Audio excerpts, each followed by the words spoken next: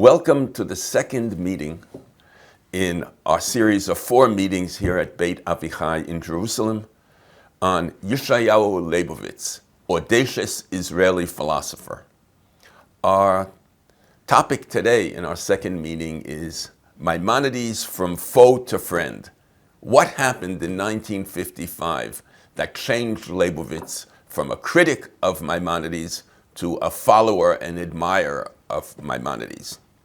We begin with a prayer for the immediate liberation of all our hostages suffering in the tunnels of Gaza.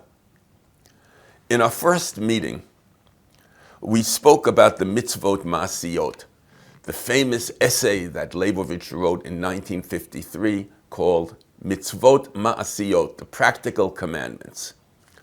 In this essay, Leibowitz argued that Judaism is constituted by the commandments. Judaism is a religion of commandments. It's not a religion of theology. It's not a religion of philosophy. It's not a religion of dogmas or of ethics, not of folklore. What defines Judaism as Judaism is the commandments. It's a religion of commandments. What makes Passover Passover is not any theology of liberation or philosophy of enslavement or God's presence in history. What makes Passover, what makes Pesach Pesach, is the matzah and the maror. That's what is common to Jews all over the world when they observe the holiday. Everyone interprets it in a different way.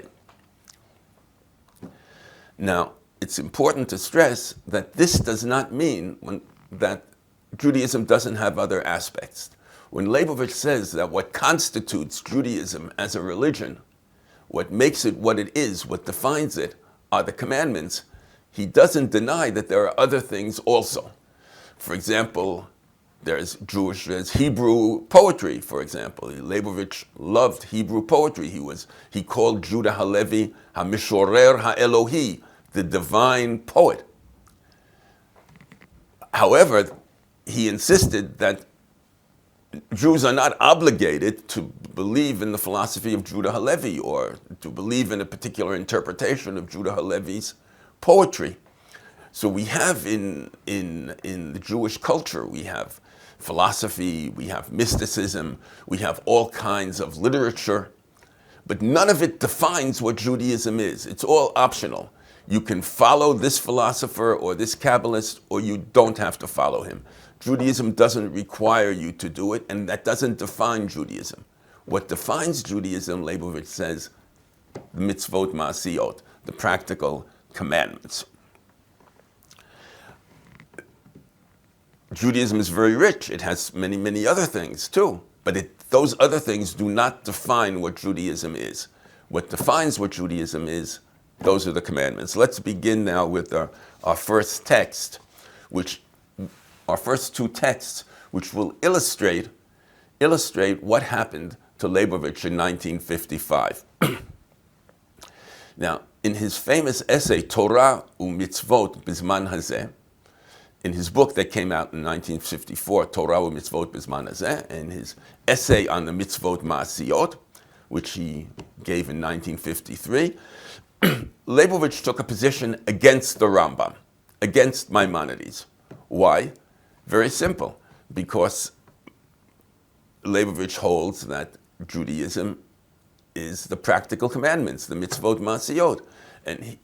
And Maimonides comes along and says, wait a minute, we have 13 principles of Judaism, 13 dogmas of Judaism, and the perfection of the human being is knowledge of God, the individual knowing God.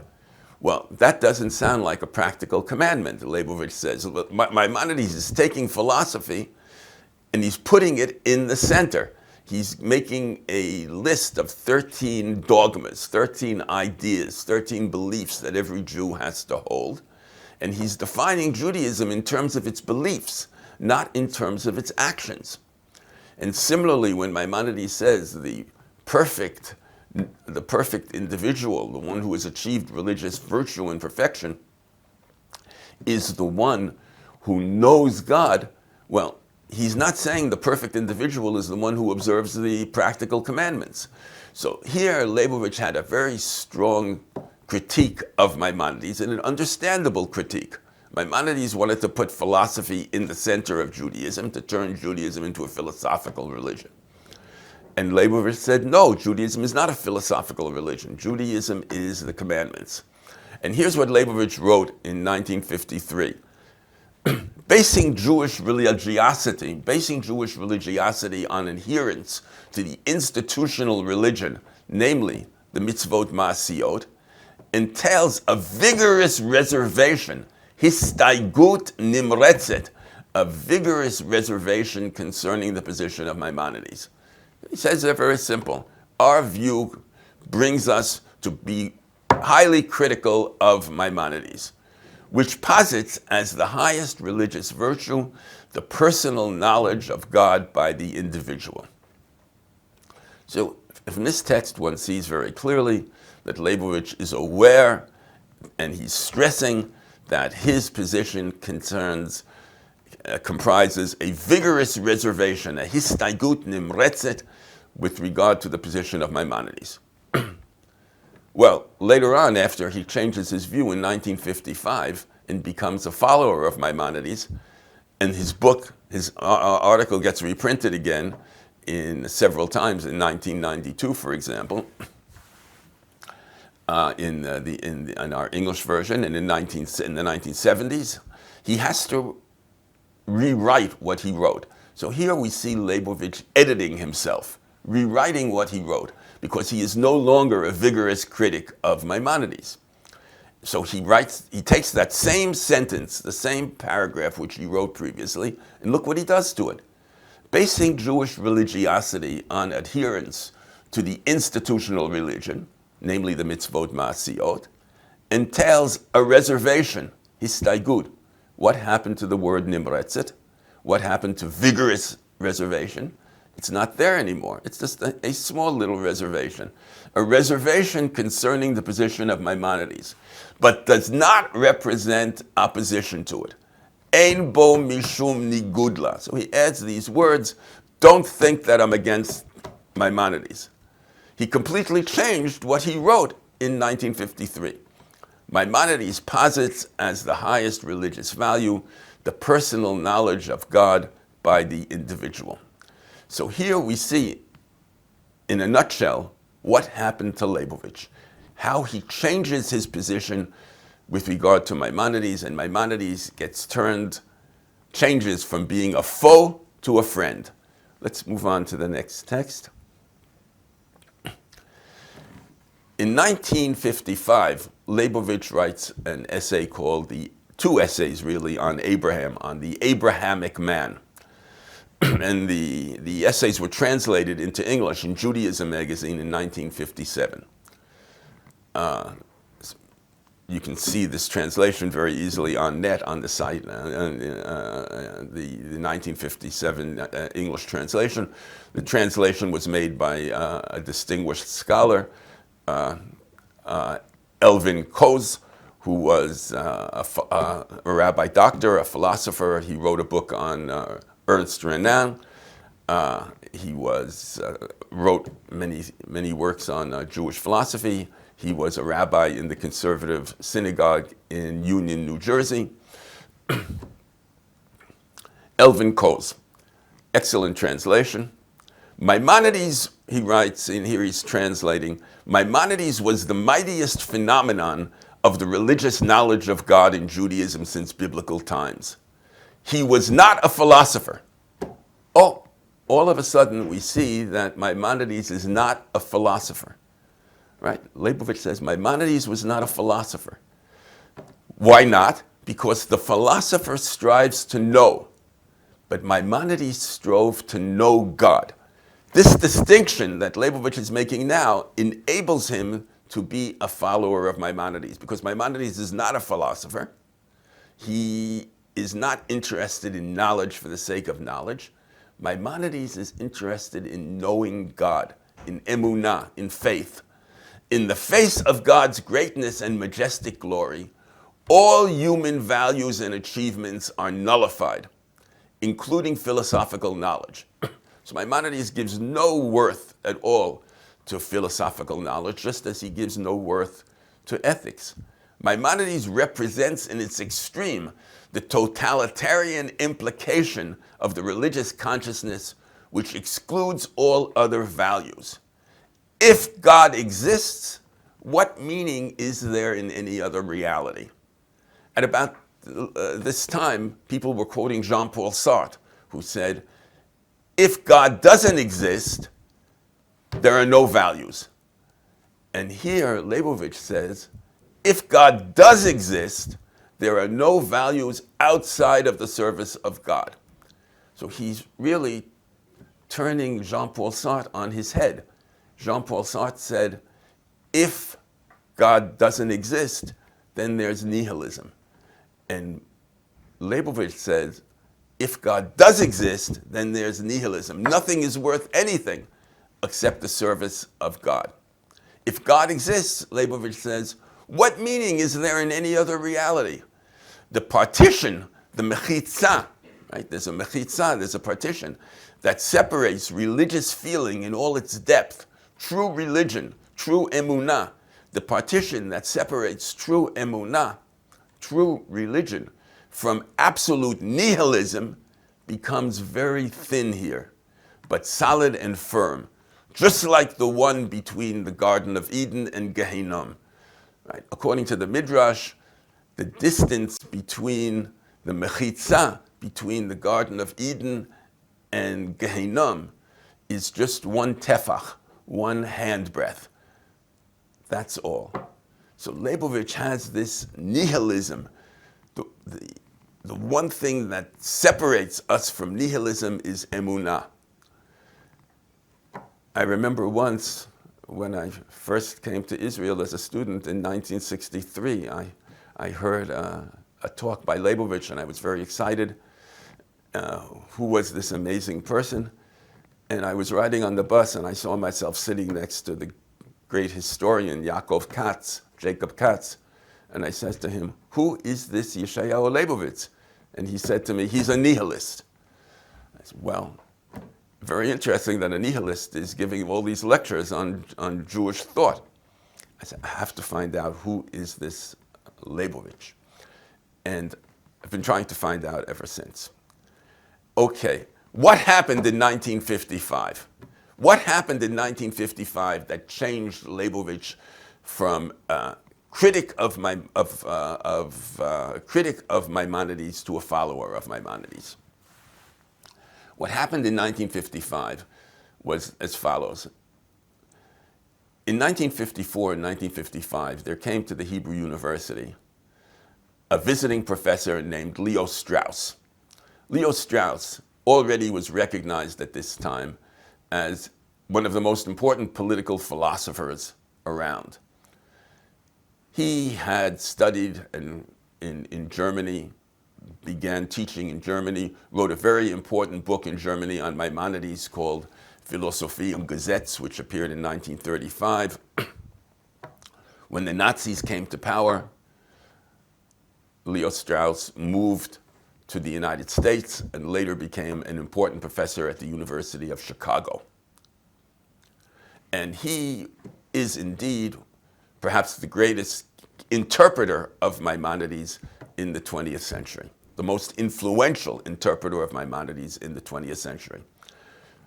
When he was in Berlin, a young student in Berlin, he attended the classes of Yitzhak Julius Gutmann. And sitting next to him was young Nechama Leibowitz, the sister of Yeshayahu Leibowitz. And they studied together. But Leo Strauss was a critic of Gutmann.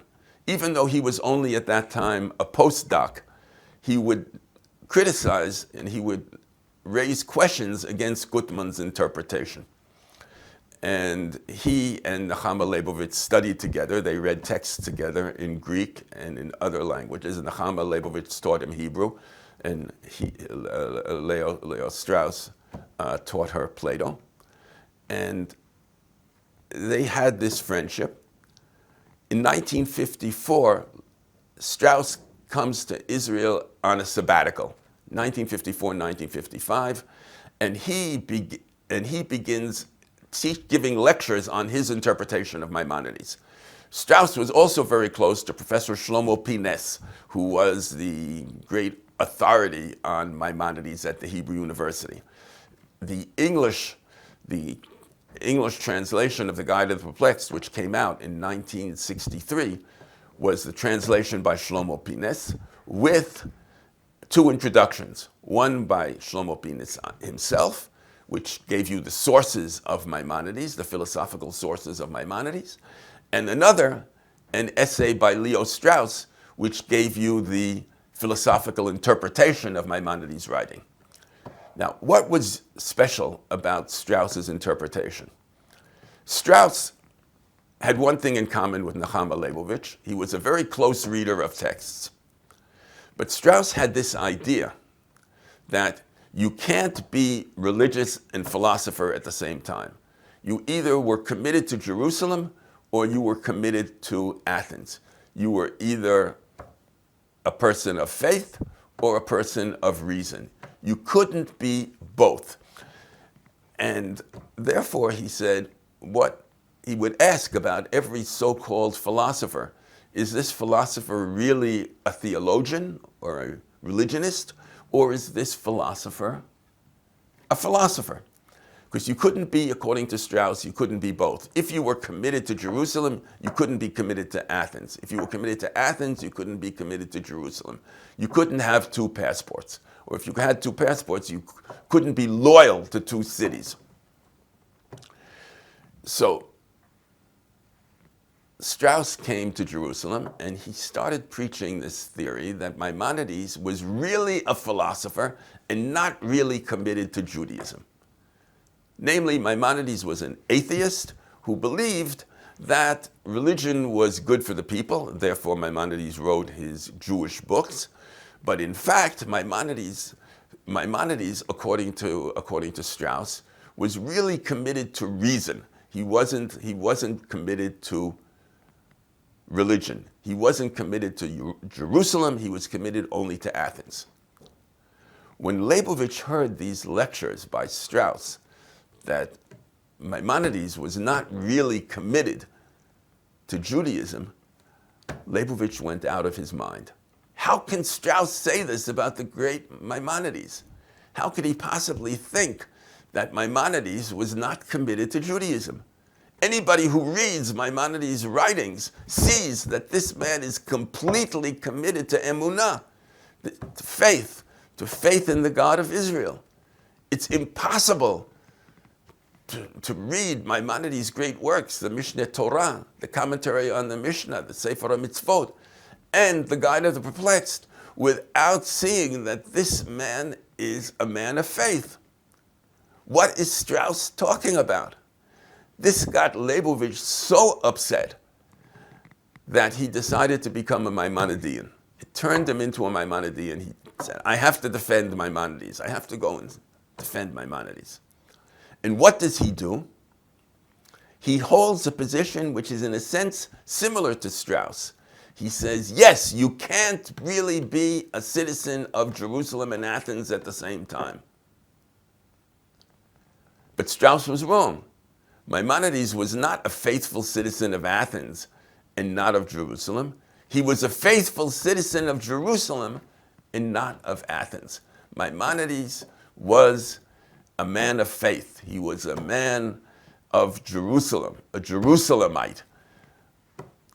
He was not a philosopher because philosophers are interested in knowledge, and Maimonides was interested in the knowledge of God. He was a man of Jerusalem. So he accepted Strauss's dichotomy, his contradiction between Jerusalem and Athens, but he took the opposite position. Yes, there is a dichotomy between Jerusalem and Athens, but Strauss is wrong. Maimonides is not Athens, Maimonides is Jerusalem. And this was the line that Leibowitz pushed in all his great writings about Maimonides beginning in 1955, that Maimonides was a man of emunah an Abrahamic man. Let's move on to the next text. In Maimonides, more than any other Jewish figure, there is embodied the fortitude of the first Hebrew, right? Avraham Avinu. The trial, the nisayon, remember this word, nisayon, trial, because it's going to be very important for Leibowitz in his theory of Zionism. Nisayon. The first Hebrew in the trial of the binding of Isaac, the Akedah. Maimonides is an Abrahamic man. And he relives the fortitude, the power of Abraham in the binding of Isaac. What happened in the binding of Isaac? All human thought, all feeling and values are entirely obliterated before the fear and love of God. Abraham is commanded to sacrifice Isaac, and this command obliterates all human values. And it teaches us that before the fear and love of God, before emunah, there are no human values. All human values are obliterated. This Abrahamic passion was alive in Maimonides. He could therefore state that everyone can be a tzaddik. Everyone can be righteous like Moses, our teacher. Right? In Hilchot Shuvah, Maimonides says, everybody can be a tzaddik like Moshe. You just have to have power of choice to want to be a tzaddik, to want to do good things, and you can be a tzaddik. Anybody can be righteous as Moses, our teacher. But he considered the elect of all human beings to be those who are at the level of Abraham, our father, whom the Holy One, blessed be he, called, who loveth me. Right? A quotation from Isaiah chapter 41, verse 8. What does Isaiah say there in chapter 41, verse 8? Israel, the seed of Abraham, Ohavi. Zera Avraham Ohavi. Now, I mentioned that when this was translated into English, the translator was an excellent translator. He did a very good job translating the whole essay, but he made one terrible mistake. Leibowitz called it a grievous mistake, a terrible mistake. What was the mistake that got Leibowitz so upset? Well, you can see it down there in the bottom. The right translation was of Avraham Ohavi, right? Avraham, the one who is Ohev Oti, Avraham Ohavi. That's the right translation, who loveth me. The wrong translation is whom I love, or my beloved. And the translator translated, when he translated Leibovitz's essay, when he came to this verse, he translated it, not Abraham our father, whom the Holy One, blessed be he, called one who loveth me, but he translated Abraham, my beloved. Leibowitz went out of his mind. How can anybody make such a grievous mistake in translation? Abraham loves God. That's what Abraham is concerned about. Abraham is a servant of God. Right? Abraham's religion is dat tovat.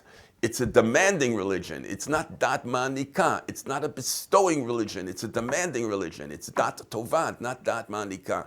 Abraham is a servant of God. He doesn't want God to be a servant of him. Abraham is an Ohev Hashem. He loves God. He serves God. He's not interested in what it possibly could mean for God to love him or to serve him. He doesn't want God to serve him. Abraham's religion is a religion of loving God. And therefore, Isaiah called him Avraham Ohavi. He didn't say, and he's speaking for God, of course. Isaiah is quoting God. And God says, Israel, the seed of Abraham Ohavi. Right? God calls Abraham Ohavi. He doesn't call him Ahuvi. He calls him Ohavi. Abraham is the one who loves me. And Leibowitz said that's extremely important. Our religion is a religion of serving God, of loving God, not having God serve us. Let's move on to the next text. The God of Maimonides is the God of Abraham, Isaac, and Jacob, not the God of the philosophers. Right? This appears in a statement in Pascal. The French philosopher Pascal used to walk around with a piece of paper inside his pocket which said, the God of Abraham, Isaac, and Jacob, not the God of the philosophers.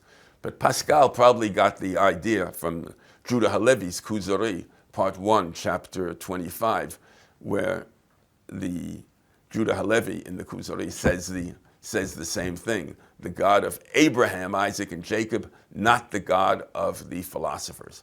So this idea that Judaism, the Jewish religion, is about Abraham, Isaac, and Jacob, not the God of the philosophers, this is a basic idea that we see already in Judah Halevi. And Pascal probably got the idea from Judah Halevi. Nor is he the God of folkloristic religiosity. God is not the God of Maimonides is not the God of the philosophers, but he is also not the God of folklore, which makes God a functionary of human society who serves as a cosmic minister of health, law, police, and economics. God is not the cosmic minister of health, law, police, and economics.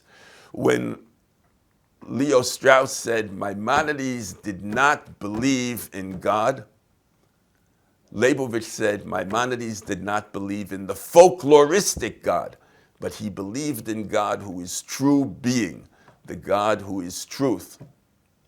Only for a God who is true being, Matsui Emet, only for a God who is true being, in Mishneh Torah, Hilchot Yesodei Torah, Maimonides calls God Matsui Emet, and not a supplier, a sapak of human needs, does it befit an individual to take the fire and the knife, as Abraham took when he went to Mount Moriah to sacrifice Isaac, in hand, and to go unto the place to which God had told him, to sacrifice his only son, thereby relinquishing not only his own personal aspirations, but also all future aspirations involving this son.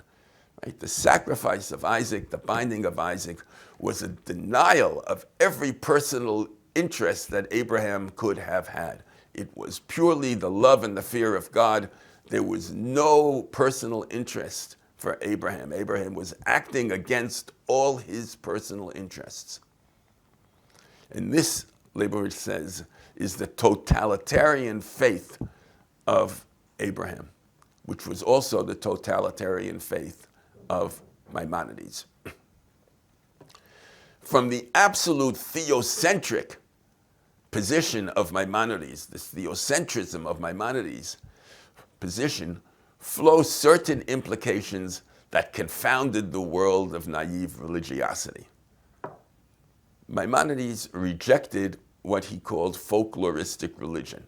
One, the denial of what is providence? Maimonides, according to Leibowitz, denies providence as God's solicitous engagement in human affairs, and its affirmation as the adhesion, the dveikut unto God, just as we apprehend him by means of the light, namely the intellect, that he has bestowed upon us, so by that very light does he regard us. What is providence? Providence is our knowledge of God and God's knowledge of us. That's what this connection between us and God, this dveikut between us and God, is what is providence. Providence doesn't mean that God is going to make sure that nothing bad happens to me today. Providence means that I have the possibility of cleaving unto God, of dveikut unto God. So providence is not something supernatural that God interferes to prevent bad people from hurting me or to give me some kind of reward. But providence means connection with God, the adhesion unto God. Two, the view of prophecy. What is prophecy? Not as a function imposed on human beings from above. Right? It's not like God can turn anybody into a prophet, like God could turn, Maimonides said, could God turn a frog into a prophet? In order to perfect their affairs, prophecy is not something magical that God interferes and takes any human being and turns him into a prophet. The view that prophecy is it's not a function imposed on human beings from above in order to perfect their affairs, contrary to the opinion of Leo Strauss, but as a quality of the human soul, namely the potential to know God. What is prophecy? Prophecy is knowledge of God. The prophets were those who know God. That's what they were. Prophecy is the human perfection of knowing God, the human virtue of knowing God, the human potential to know God. 3, the denial of literal resurrection of the dead, which notion expresses the extreme bluster of the human being. Hitravravut ha'adam, Leibowitz calls the idea of resurrection of the dead, which notion expresses the extreme bluster of the human being who seeks to be a kind of God and demands immortality and the reinterpretation of resurrection. What is resurrection? Resurrection of the dead in accordance with the mystical idea of conjunction of the acquired intellect with the active intellect. What is resurrection? Resurrection is the conjunction of the human intellect with the divine overflow, the divine intellect. That is knowledge of God. So here again, Leibowitz is saying, when Maimonides rejects these 4 things, Leo Strauss thinks he's an atheist, but he's not an atheist. He is following the true emunah, the true faith. What he's rejecting is not emunah, but not faith. What he's rejecting is folkloristic faith. Let's move on to the next text. Hence the extreme opposition between Maimonides' teaching and any form of humanism. Maimonides was not a humanist. Right? At the time that Leibowitz came to the Hebrew University, the rector of the Hebrew University and the dean of the, also later the dean of the humanities and the founder of the philosophy department was Leon Roth, Chaim Yehuda Roth, another one of the great interpreters of Maimonides in the 20th century. And Leon Roth presented a humanistic Maimonides. Right? The Maimonides of Leon Roth was a humanistic Maimonides who very well integrated philosophy and faith. He wasn't bothered by these contradictions that Leo Strauss and Leibowitz had. He believed that Maimonides was a humanist. And he put at the center Maimonides' idea of the image of God. So Leibowitz was asked, wait a minute, how can you say that Maimonides was not a humanist? What about his interpretation of Tselem Elohim, the image of God? In Judaism, we have this great idea that the human being is created in the image of God, Tselem Elohim. What is more humanistic than that? What can give us a greater idea of the power and the worth of the human being than the idea of Tselem Elohim? But on this, Leibowitz said, no, you have to understand what's written in the Torah. It doesn't say that a human being is God. It says the human being is only a tselem, an image or a shadow of God. There is only one substance. There is only one thing that is real. Only God is real. We are nothing but a tselem, a fleeting shadow, like Plato's shadows, like Plato's tzlalim. Tzel over, ketzel over. That's what it means to be a tselem. To be a tselem Elohim means that you're just a shadow, that you're not something real.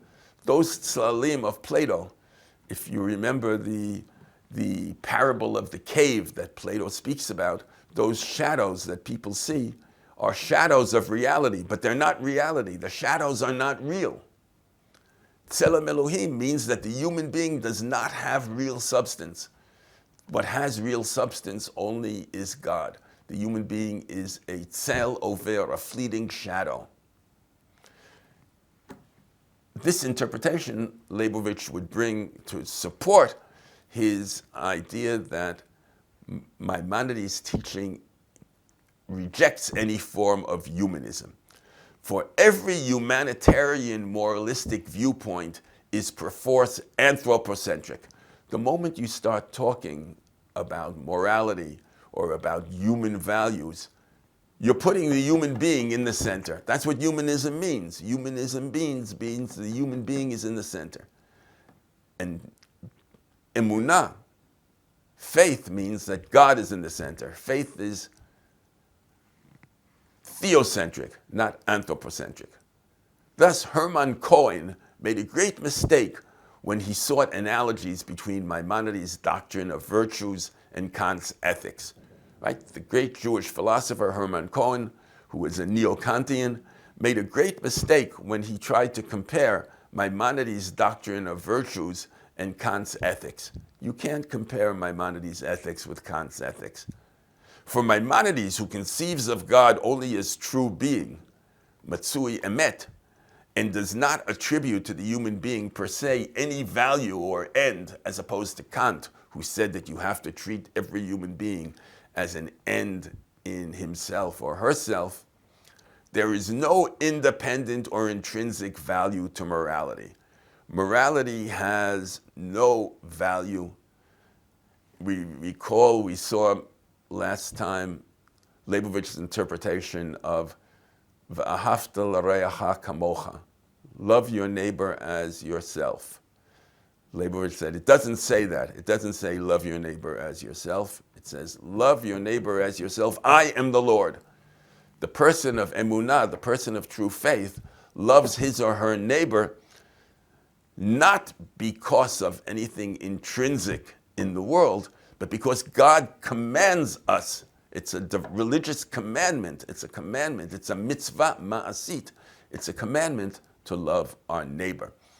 And as he said in the text that we saw last time, if you just read V'ahavta l'reacha kamocha, love your neighbor as yourself, and you don't read V'ahavta l'reacha kamocha, ani Hashem, you don't read love your neighbor as yourself, I am God, you read the verse without ani Hashem, that's the verse, he said, of the atheist Kant.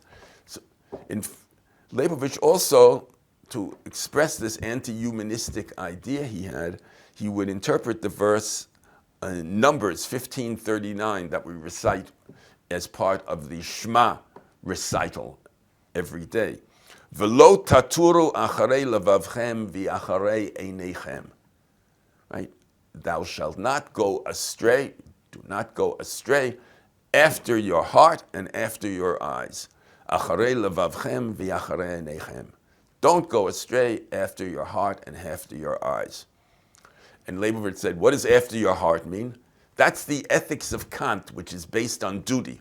It's based on the decision to do one's duty, which is one's heart, based on the heart. So that's Kant's ethics. And what's acharei einechem? That's Socrates' ethics, which is based on knowledge of existence. Leibowitz said there are two different kinds of ethics. There's an ethics based on one's sense of duty, which is Kantian ethics, and there's an ethics based on our understanding of the universe, which is Socratic ethics.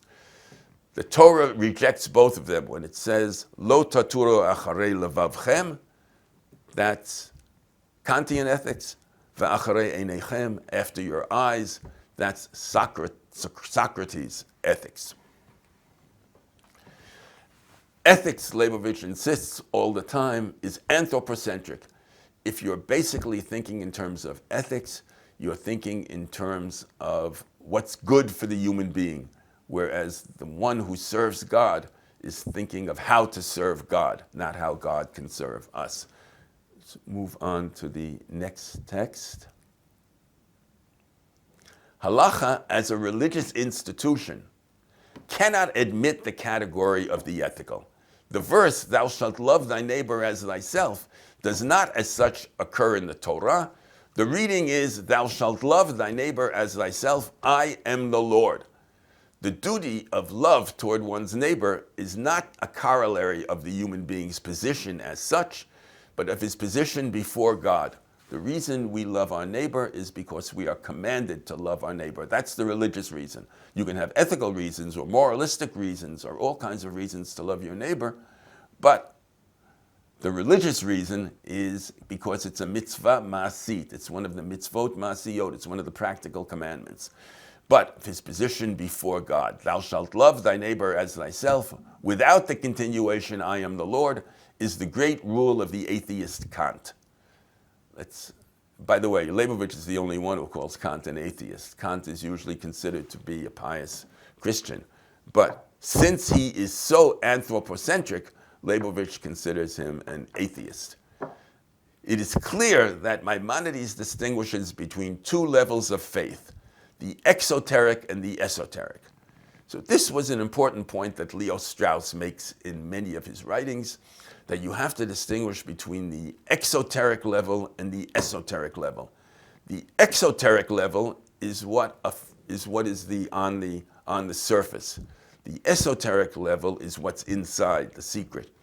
So philosophers, Leo Strauss said, philosophers are always in conflict with their society because they want to present themselves as conservative, as traditionalists. So on the surface, they make believe that they are following the various religious or political beliefs or ideological beliefs of their nation. But if you go down deeper, you see that the philosophers are really rejecting them. The philosophers are really saying something else. So in any philosophic book, you have to look and distinguish between the exoteric reading, which is on the surface reading, and the esoteric reading, which is the deep, secret meaning of the text. So he says, yes, Leo Strauss is right. When you read Maimonides, when you read the Guide of the Perplexed, you have to distinguish between the exoteric and the esoteric readings. However, this is not, as some of his modern commentators believe, like Leo Strauss, a distinction between faith as it is reflected in the world of halakha and faith as it is conceived in philosophy. It's not a distinction between halakha and philosophy. It's not a distinction between exoteric halakha, that halakha is on the surface, right? The mitzvot are on the surface, and what's deep down, the truth, is philosophy. Rather, the distinction concerns wholly the world of halakha. What's the distinction between exoteric and esoteric? Really, according to Maimonides, it's the distinction between Torah not for its own sake, Torah shelo lishma, and Torah for its own sake, Torah lishma. The exoteric reading of Maimonides is Torah shelo lishma. The esoteric reading is Torah lishma. So this crucial distinction between Torah for its own sake, to do the commandments for its own sake, or to do the commandments shelo lishma. What's shelo lishma? You do the commandments not out of love and fear of God, not for their own sake, but you do the commandments in order to get a reward or to avoid punishment. That's shelo lishma.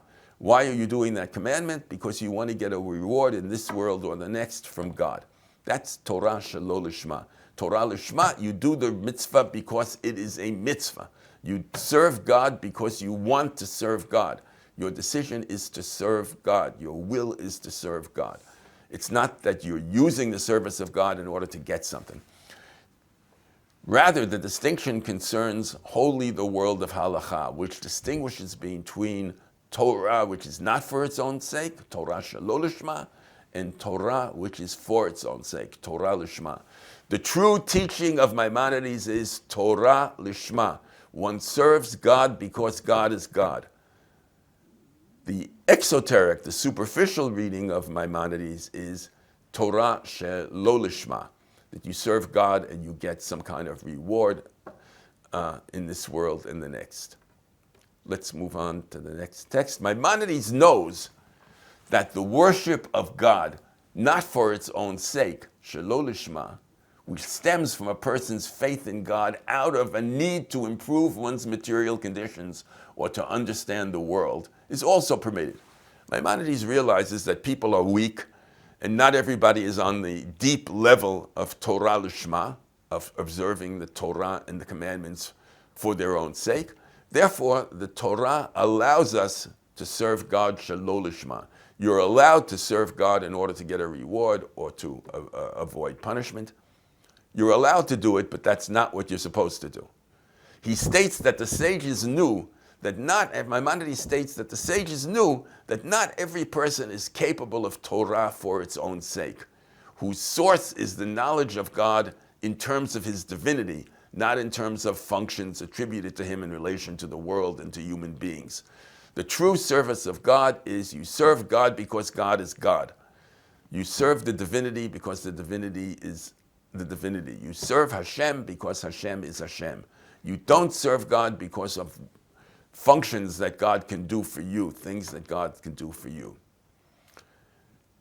Therefore, it was permitted for human beings to serve God and to keep the commandments in the hope of reward and to abstain from transgressions out of fear of punishment.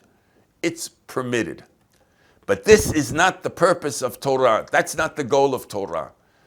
People are allowed to do it. If you're not on the level of Torah Lishma, you can observe the Torah Shelo Lishma, in the hope that from doing the Torah Shelo Lishma, you will get eventually to the higher level of observing the Torah Lishma. The true meaning of faith is to know the truth because it is the truth. The service of God for the sake of the service of God. Let's move on to the next text. The dictum in the introduction to Perek Chelek, right? Maimonides writes in his commentary on the Mishnah, in Sanhedrin, his commentary on the chapter of Sanhedrin called Perek Chelek, Maimonides writes, the truth has no purpose other than to know the truth. The whole point of emet, what's the point of emet? The point of emet is to know that it is emet. The point of truth is to know that it is truth. Now you might think, Leibowitz says, that this seems to be a general principle in axiology. Right? Axios in Greek is worth, right? Worthiness. Seems to be a general principle in axiology, in the theory of values. When Maimonides says you have to know the truth for the sake of the truth, it sounds like he's just speaking about axiology, the theory of values, whose meaning is not necessarily religious. Many secular thinkers would agree that one must know the truth because it is the truth. That is not because it is useful. Right? Many philosophers will say that the goal of the truth is the truth. The truth is not for the sake of something, but it's true is true. But when we combine the dictum in the introduction to Perek Chelek with what is said about truth in the Mishneh Torah, what does Maimonides write in the beginning of his Mishneh Torah? We understand that we understand this in a completely different sense. It is transformed from an axiological moral principle into a religious faith principle. Because what does truth mean? Truth is the name of God. And this is what Maimonides writes. If the Lord God is truth, right? That's what Yirmiyahu says. Hashem Elohim Emet, right? God is truth. And he alone is truth, and there is no other truth like his truth, and there is none else beside him, right? Deuteronomy 4:35. That is, there is no true being like him. There is no truth besides him like him. This is what Maimonides writes right at the beginning of his Mishneh Torah. Then the knowledge of truth that Maimonides is speaking about is the knowledge of God. And when Maimonides says knowledge of the truth is for the sake of the truth, he means knowledge of God is only to know God. Thus, the knowledge of truth, because it is truth, is true faith, emunah. It's faith in God only because he is God.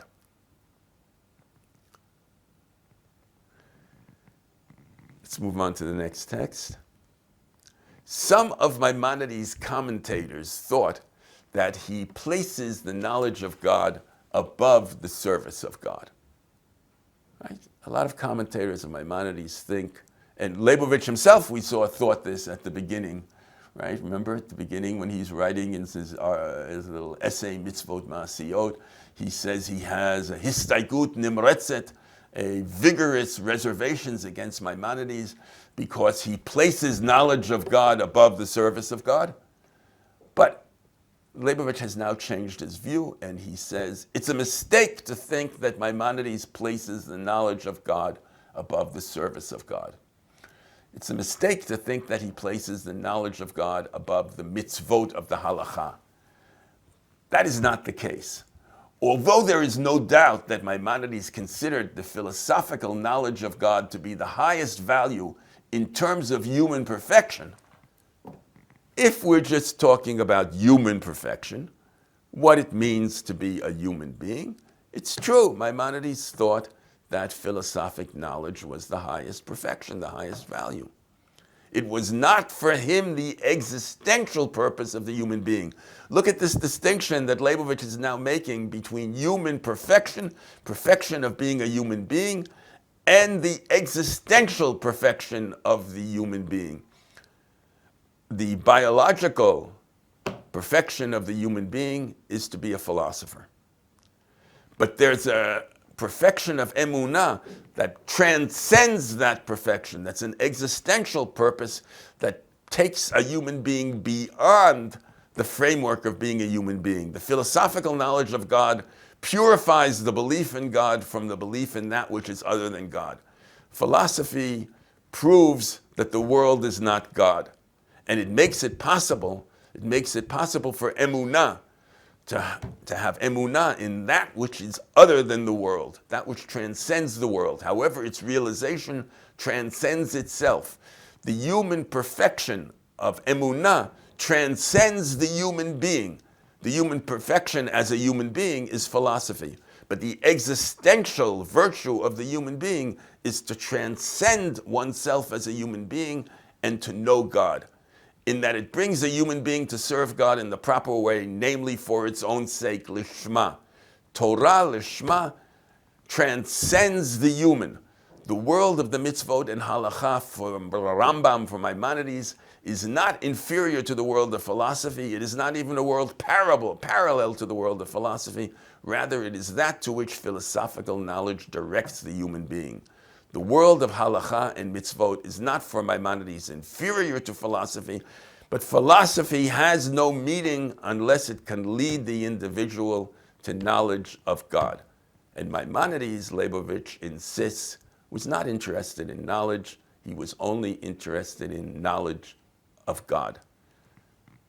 In our next session, we will discuss Leibowitz's article, La'achar Kibia, after Kibia, which was the first major political essay he wrote and set the stage for his version of Israeli citizenship and Zionism. Thank you.